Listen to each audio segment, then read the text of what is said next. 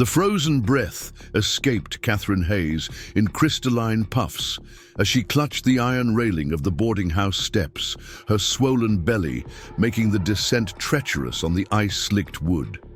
Snow fell in thick curtains across the cobblestone streets of Millbrook, Massachusetts, turning the December morning into a whitewashed nightmare. Behind her, the harsh voice of Mrs. Pemberton cut through the winter air like a blade. Before we jump back in, tell us where you're tuning in from. And if this story touches you, make sure you're subscribed, because tomorrow I've saved something extra special for you. Don't you dare come crawling back when that bastard child is born, the landlady spat, hurling Catherine's meager belongings onto the frozen ground. I won't have unmarried mothers bringing shame to my establishment. Find somewhere else to birth. Your sin. Catherine's wedding ring caught the pale morning light as she bent to gather her scattered possessions. The simple gold band that had once symbolized love and security, now feeling like a mockery against her chilled fingers. 3 months had passed since the telegram arrived, informing her that her husband James had perished in a factory accident in Chicago, leaving her widowed at 24 with a child growing in her womb and debts that consumed what little savings they had managed to scrape together. The cruel irony wasn't lost on Catherine that Mrs. Pemberton had been perfectly content to accept rent money from a married woman. But the moment James's death became public knowledge, suddenly, Catherine's presence had become an affront to the boarding house's reputation.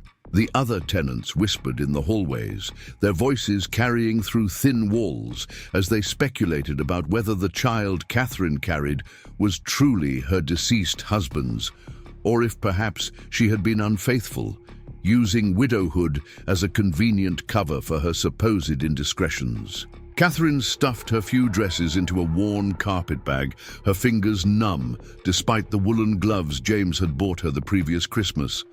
The leather satchel that contained her most precious possessions, James's letters, their marriage certificate, and the small amount of money she had left, pressed against her ribs as she slung it across her shoulder. The weight of it felt both insignificant and impossibly heavy, representing everything she had left in the world. The streets of Millbrook stretched before her like frozen rivers, treacherous and unforgiving. Catherine had grown up in this town, had played in these very streets as a child, but now they felt foreign and hostile. The familiar faces that passed by averted their eyes, some crossing to the other side of the street entirely when they spotted her approaching. The baker, who had once smiled warmly and slipped her an extra roll when James was courting her now, turned his back when she approached his shop window. Catherine's boots, worn thin from months of walking to various employers who had all eventually dismissed her once her condition became apparent, provided little protection against the accumulating snow. Each step sent icy slush seeping through the cracked leather, chilling her feet until she could barely feel her toes. The baby within her seemed to sense her distress, shifting and pressing against her ribs in a way that made breathing difficult. She had tried everything. The textile mill had dismissed her the moment her pregnancy began to show, claiming they couldn't risk the liability. The wealthy families on Elm Street had one by one refused her services as a seamstress or laundress, their wives looking down their noses at Catherine's expanding waistline with expressions of disgust and moral superiority. Even the church, where she and James had been married just 2 years prior, had offered nothing but hollow prayers and judgmental stares from the congregation. The snowfall intensified as Catherine made her way toward the outskirts of town, having nowhere else to go. She had distant relatives in Vermont, but the journey would cost more money than she possessed, and she had no guarantee they would welcome a pregnant widow seeking charity. Her own parents had died of influenza when she was 16, leaving her with no family safety net to fall back upon. As the last buildings of Millbrook disappeared behind the curtain of snow, Catherine found herself on the rural road that led north toward the mountain settlements. She had heard whispers of small communities tucked away in the foothills, places where people minded their own business and didn't ask too many questions about a person's past. Perhaps there she could find work, or at least shelter until the baby came. The road grew progressively more difficult to navigate as she climbed higher into the mountains. What had begun as a light snowfall in town had transformed into a blizzard at this elevation, with wind that howled through the bare branches of oak and maple trees like the voices of the damned. Catherine pulled her thin shawl tighter around her shoulders, but it provided little protection against the bitter cold that seemed to seep into her very bones. Hours passed, though time became meaningless in the white wilderness that surrounded her. Catherine's legs trembled with exhaustion, and the baby's movements had become more frequent and forceful, as if protesting the harsh conditions they were both enduring. She stumbled frequently, catching herself against tree trunks and fence posts, leaving bloody scratches on her palms from the rough bark and splintered wood. When the old farmhouse appeared through the snow like a mirage, Catherine nearly wept with relief. Smoke rose from its chimney, promising warmth and perhaps mercy from whoever lived within. She stumbled up the path to the front door, her carpetbag dragging behind her in the snow, and knocked with what little strength remained in her frozen hands. The woman who answered the door was perhaps 60 years old, with steel-grey hair pulled back in a severe bun and eyes that immediately took in Catherine's condition with cold assessment. Behind her, Catherine could hear the voices of children and the clatter of dishes, suggesting a large family gathered for their evening meal. "Please," Catherine managed through chattering teeth, "I need shelter, just for the night. I can pay." She reached into her satchel with trembling fingers, producing one of her few remaining coins. The woman's gaze traveled from Catherine's face to her swollen belly, her expression hardening with each passing second. "We don't harbor unwed mothers in this house," she declared firmly. "There are decent folk here, and I won't have you corrupting my children with your presence." Catherine held up her left hand, displaying her wedding ring. "I'm a widow. My husband died in Chicago. I have his death certificate, our marriage papers." "Anyone can buy a ring," the woman interrupted harshly, "and papers can be forged. I've seen your type before, spinning tales to gain sympathy. Find somewhere else to peddle your lies." The door slammed shut with such force that it rattled the windows, leaving Catherine standing alone in the swirling snow. She could hear voices inside, the woman explaining to her family why they couldn't help that kind of woman, their laughter following as Catherine turned away from the door. The rejection hit her like a physical blow, more painful than the cold that was slowly numbing her extremities. Catherine had endured months of whispered accusations and social ostracism, but this direct cruelty from a stranger cut deeper than anything she had experienced.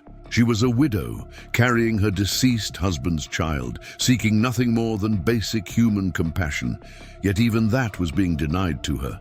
Night was falling rapidly in the mountains, and the temperature was dropping along with the sun. Catherine knew she couldn't survive outdoors in these conditions, not in her weakened state, and certainly not with the baby she carried. Desperation drove her forward along the mountain road, searching for any sign of habitation, any possibility of shelter.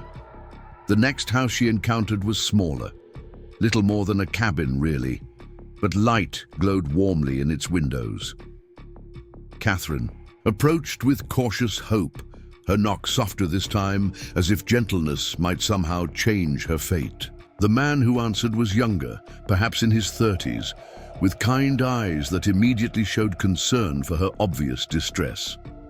"Ma'am, you look half frozen," he said, opening the door wider. Come in. Catherine stepped gratefully into the warmth, feeling beginning to return to her fingers and toes with painful intensity.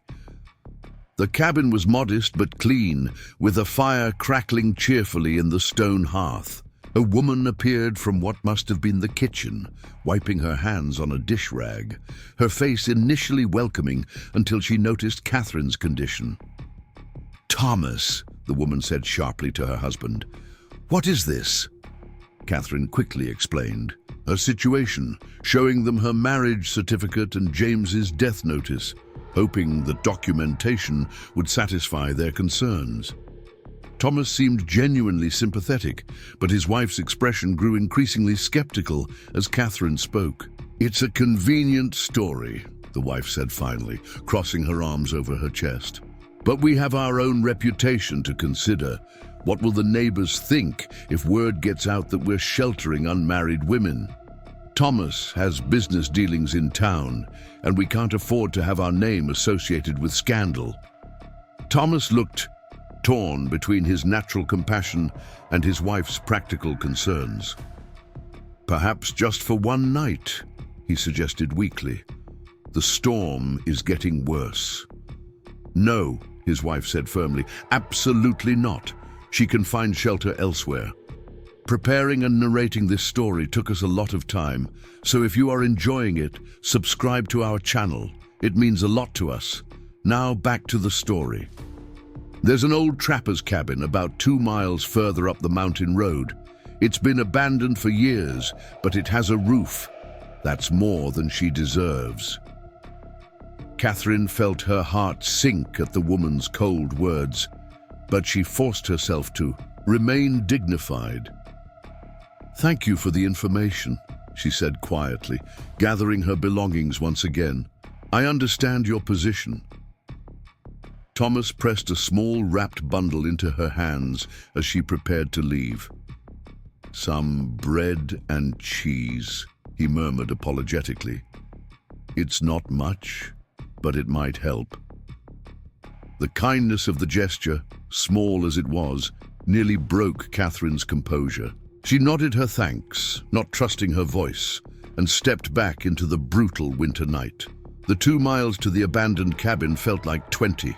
The wind had picked up, driving snow horizontally across the mountain road and making it nearly impossible to see more than a few feet ahead. Catherine's teeth chattered so violently that her jaw ached, and the baby within her had grown ominously still, as if conserving energy for survival. When she finally spotted the dark outline of a structure through the snow, Catherine nearly collapsed with relief. The cabin was indeed abandoned, its windows dark and its chimney cold, but it offered protection from the wind and snow that threatened to bury her alive. The door was unlocked, hanging slightly askew on rusted hinges, and Catherine pushed inside with the last of her strength. The interior was musty and cold, filled with the scent of old wood and mouse droppings, but it was shelter. Moonlight filtering through grimy windows revealed a single room with a stone fireplace, a rough wooden table, and what appeared to be a sleeping platform built into one corner. Catherine set down her belongings and immediately began searching for anything that might burn. Old newspapers from years past, some broken furniture, and scraps of wood provided enough fuel for a small fire. Catherine's fingers were so numb that she could barely strike the matches Thomas had quietly slipped into the food bundle, but eventually flames caught and began to spread warmth through the frigid space. As feeling returned to her extremities, Catherine became aware of just how exhausted and hungry she was. She had eaten almost nothing that day, and the baby seemed to be pressing against her stomach, demanding nourishment. She unwrapped Thomas's gift and ate slowly, savoring each bite of bread and cheese as if it were a feast. The fire provided both warmth and comfort, its dancing flames pushing back the darkness that seemed to press in from all sides. Catherine arranged her few belongings around the room, trying to make the space feel less abandoned and more like temporary shelter. She spread her thickest dress over the sleeping platform, hoping it would provide some cushioning against the hard wood. As she prepared to rest, Catherine's hand moved instinctively to her belly, feeling the baby's movements beneath her palm. The child seemed calmer now that they were out of the wind and cold, its kicks gentler and more rhythmic. Catherine spoke softly to the unborn baby, promising that somehow they would survive this ordeal, that she would find a way to provide the life her child deserved. The night brought new challenges. The fire consumed fuel quickly, forcing Catherine to venture outside repeatedly to gather more wood from the small pile she had discovered behind the cabin. Each trip into the frigid air was agony, but the alternative was freezing to death in her sleep. The old cabin provided shelter from the wind but little insulation against the cold, and Catherine's breath remained visible even with the fire burning. Sleep came in brief, restless intervals. Catherine dozed fitfully, awakening frequently to tend the fire or adjust her position on the uncomfortable sleeping platform. The baby's movements seemed more pronounced at night, perhaps responding to the stress and cold, and Catherine found herself talking quietly to soothe both the child and her own fears. Morning brought a temporary respite from the snowfall, though the world outside remained buried under several feet of fresh powder. Catherine assessed her situation with clear-eyed pragmatism. She had perhaps 3 days' worth of food if she rationed carefully, enough wood to last another day or two, and no immediate prospects for improving her circumstances. The nearest town was Millbrook, where she was no longer welcome, and the mountain communities she had hoped to reach were still miles away through treacherous terrain. Her money wouldn't last long, and her pregnant condition made it unlikely that anyone would offer her employment even if she could reach civilization. As Catherine sat by the dying fire, watching her breath form clouds in the cold air, she made a decision that surprised her with its clarity. She would make this abandoned cabin her temporary home, at least until the baby was born. It wasn't ideal, but it was shelter, and perhaps she could improve her situation gradually. The first task was securing more firewood. Catherine ventured outside, moving slowly through the deep snow, and discovered that the forest around the cabin contained plenty of fallen branches and dead trees that could be harvested for fuel. The work was exhausting in her condition, but it was necessary for survival. Over the following days, Catherine established a routine that helped her maintain both physical and mental health. She would rise with the sun to tend the fire and eat a small breakfast, then spend the morning hours gathering wood and making small improvements to the cabin. Afternoons were devoted to rest, when she would sit by the fire and work on mending her clothes or simply talk to the baby, describing the world outside and sharing memories of James. The isolation was perhaps the greatest challenge. Catherine had grown up in a community surrounded by neighbors and friends, and the complete solitude of the mountain cabin felt oppressive at times. She found herself talking aloud just to hear a human voice, even if it was her own, and she cherished the movements of the baby as the only other life sharing her space. Food became an increasingly pressing concern as her small supply dwindled. Catherine had spotted rabbit tracks in the snow around the cabin, but she had no means of hunting or trapping. She tried setting simple snares using wire she found in the cabin, but her inexperience showed in the results. Days passed without success, and Catherine began to worry seriously about starvation. It was on the 5th day of her residency in the abandoned cabin that Catherine first saw him. She was outside, struggling to drag a fallen branch toward the cabin for firewood, when movement at the edge of the forest caught her eye. A tall figure stood among the trees, partially obscured by shadows and distance, watching her efforts with apparent interest. Catherine straightened slowly, one hand moving protectively to her belly. The figure was too far away for her to make out details, but something about his stillness and the way he observed her without approaching suggested caution rather than threat. For a long moment, they regarded each other across the snow-covered clearing, two strangers connected by curiosity but separated by uncertainty. Then, as suddenly as he had appeared, the figure melted back into the forest, leaving Catherine to wonder if she had imagined the encounter The loneliness of her situation had begun to play tricks on her mind, and she couldn't be certain that the watcher had been real rather than a product of her desperate imagination. That evening, however, Catherine discovered evidence that her mysterious observer was very much real. When she ventured outside to gather more firewood, she found a neat pile of split logs stacked beside the cabin door, far more wood than she could have gathered in days of exhausting labor. Fresh rabbit tracks surrounded the woodpile, but more. Intriguingly, she could see the clear impressions of large boots in the snow, prints too big to belong to anyone but a substantial man. Catherine's heart raced as she examined the gift. Someone had been watching her, had seen her struggles, and had chosen to help rather than harm. The wood was expertly split and seasoned, the work of someone with considerable skill and the proper tools. More than that, it represented hours of labor performed on behalf of a complete stranger, an act of kindness that seemed almost miraculous in her current circumstances. She called out to the forest, her voice carrying across the snow-muffled landscape. "Thank you," she said simply, not knowing if her benefactor could hear, but hoping her gratitude would somehow reach him. The only response was the whisper of wind through pine needles and the distant call of a winter bird. Over the following days, Catherine began to notice other small signs of her mysterious helper's presence.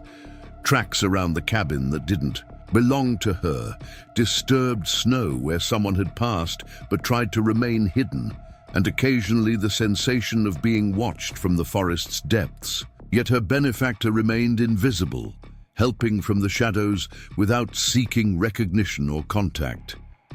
The gifts continued.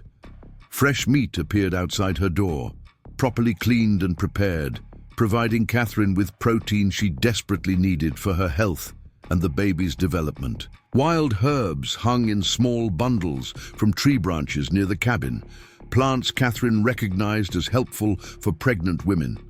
Most remarkably, someone had quietly repaired the cabin's worst defects, fixing loose boards and stuffing gaps with moss to improve its insulation. Catherine began to think of her invisible helper as a guardian angel, though she suspected he was very much flesh and blood. His skill with woodcraft and hunting suggested someone who lived off the land, possibly one of the mountain trappers she had heard about in town. The care he took to remain hidden indicated either extreme shyness or perhaps past experiences that had made him wary of human contact. She started leaving small tokens of appreciation where she thought he might find them. A carefully mended sock, discovered among the abandoned items in the cabin and repaired with precise stitches. Wild berries she had found and preserved, arranged in a small bowl beside the woodpile. Notes written on precious paper from her limited supply, expressing her gratitude and assuring him that his kindness was deeply appreciated. The notes disappeared, confirming that her messages were being received, though she never received written responses. Sometimes she would find the bowl moved or small signs that her gifts had been acknowledged, but her mysterious benefactor remained as elusive as smoke. As December progressed toward its end, Catherine's pregnancy advanced to the point where she could no longer ignore the approaching reality of childbirth. The baby's movements had become more pronounced and frequent, and she experienced occasional tightening sensations that she recognized as early contractions. The prospect of giving birth alone in an abandoned cabin, with no medical assistance and limited supplies, terrified her more than all the previous hardships combined. It was then that Catherine made a decision that would have seemed impossible just weeks earlier. She began speaking aloud to the forest, knowing that her hidden guardian was likely listening. She told him about her fears, her concerns about the approaching birth, and her desperate need for help when the time came.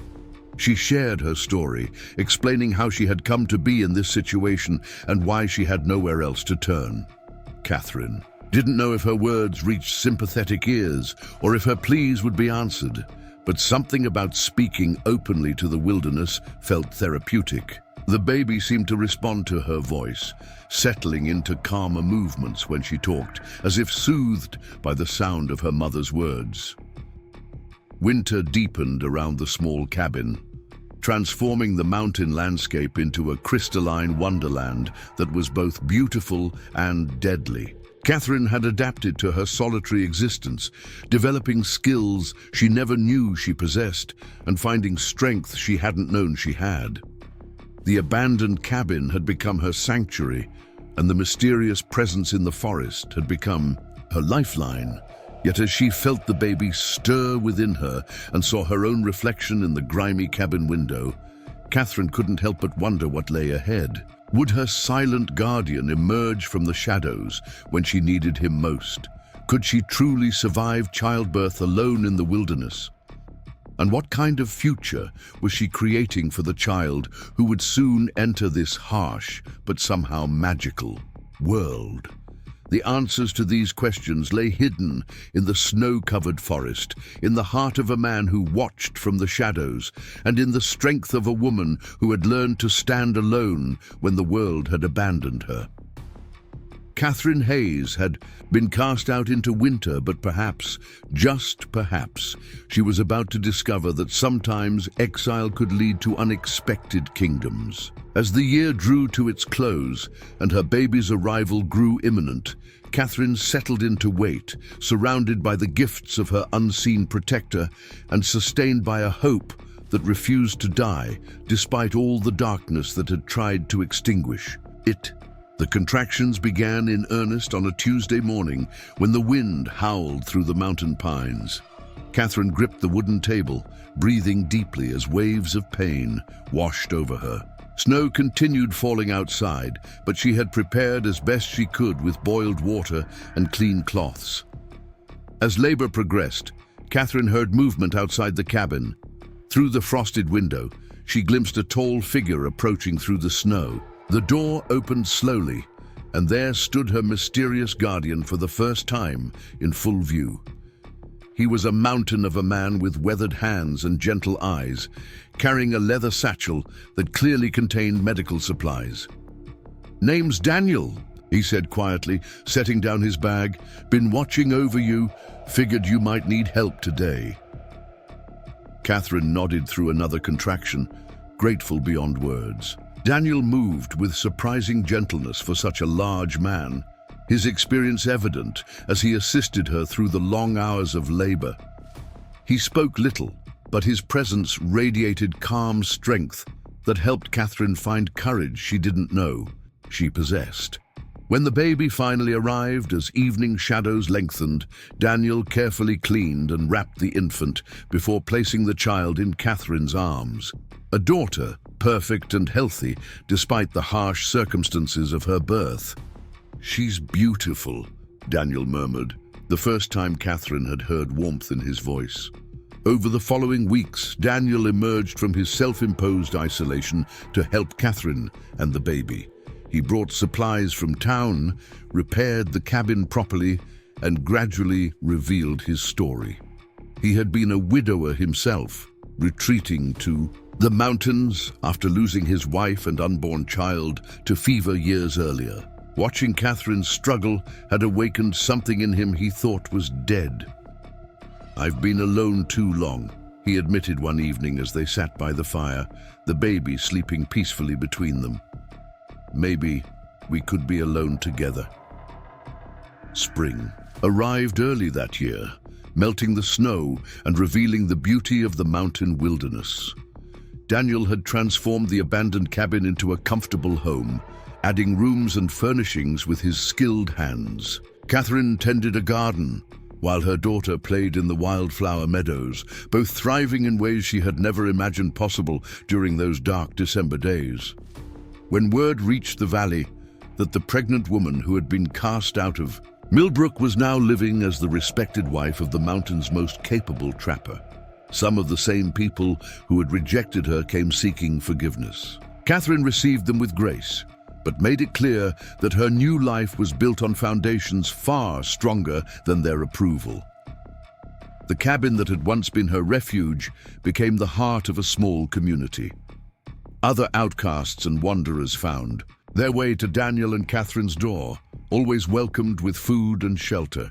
Catherine used her sewing skills to contribute to their growing prosperity, while Daniel's hunting and trapping provided for their extended family of misfits and refugees. Mrs. Pemberton from the boarding house arrived one summer day, hoping to hire Catherine as a seamstress for her establishment. Catherine politely declined, gesturing to the thriving homestead around them.